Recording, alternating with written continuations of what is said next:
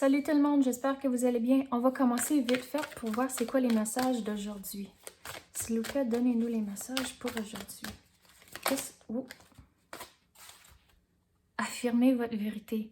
Donc, hier, on a parlé que vous allez avoir des conversations puis de ne pas tout prendre pour acquis, mais c'est là, une fois que vous avez vos réponses, c'est là où ce que vous pouvez affirmer la vérité. Donc, c'est comme, il va y avoir certains moments où ce que vous devez corriger l'autre personne.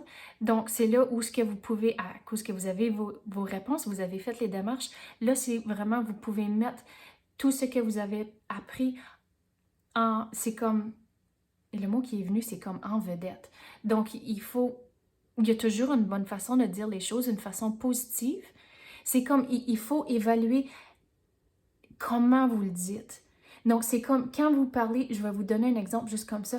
Donc, au travail, c'est quand que vous parlez à un gérant, puis les leaders, vous allez mettre le contexte puis le spin différent que si vous parlez à quelqu'un de votre niveau.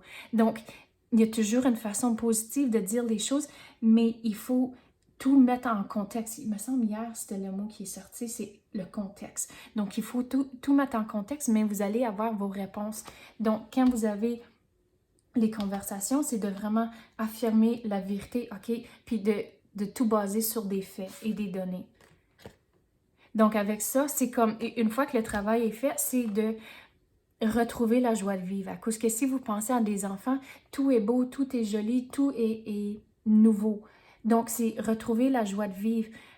C'est même au travail, mais aussi à la maison. Donc, au travail, c'est de trouver le positif, puis d'être excité d'aller travailler, de trouver des raisons pour être comme « yes, je m'en vais au travail, puis je vais faire telle et telle affaire ».